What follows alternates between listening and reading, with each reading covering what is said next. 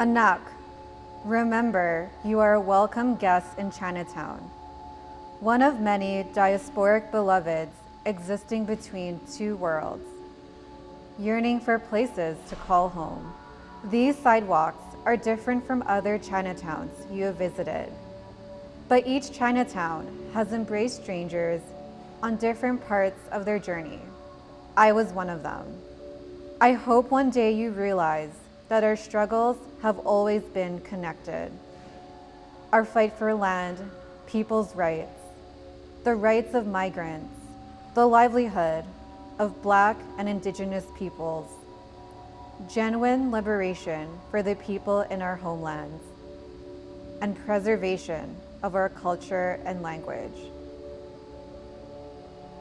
We're an organization basically made up of folks who love Chinatown and want to tell the stories of this neighborhood as well as its histories by working with the communities that live around here, that work around here, and who otherwise just love the space. The story of Chinatown it hasn't always been a holistic and happy story, but at least during the pandemic, a lot of folks have come together to help out just across the community, and that's very valuable, I think, and unique to Chinatown as a community. So we've been here in Chinatown for 30 years, and there have been immense changes throughout the years, and as the times change, people have moved out, but a core community have stayed in Chinatown, and that's the Chinatown seniors. So I would say a staple amount of our business comes from the Chinese seniors that live in the community, and a lot of them come from the downtown east side. One thing that I myself have been trying to do is actually try and collaborate with a lot of these businesses that have come into Chinatown and try and have them integrate themselves into the Chinatown community, into the Chinatown economy and the ecosystem. So one example of that is we're currently in collaboration with Blind Tiger and Lawai on Georgia. We currently wrap their dumplings for them, and they're a very, very new business in Chinatown, and a business that I am very, very happy to collaborate with. So as an organization, Chinatown Today, we work very closely with the Hua Foundation, as a result of which we're also very close to the Legacy Stewardship Group. We wouldn't have been able to do this project without the very generous help, funding-wise, from the REC working group under the LSG.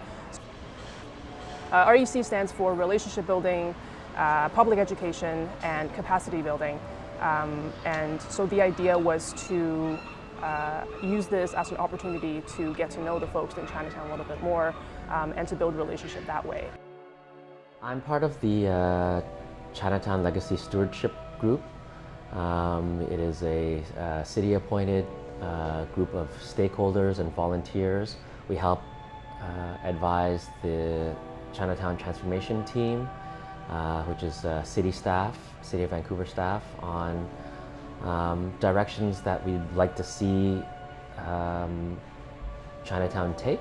I've been on part of that group for a couple of years now, and we all in it have it's been broken up to working groups, and each of the working groups are working on initiatives to help bring business back to Chinatown, help improve the safety, help seniors and low-income housing.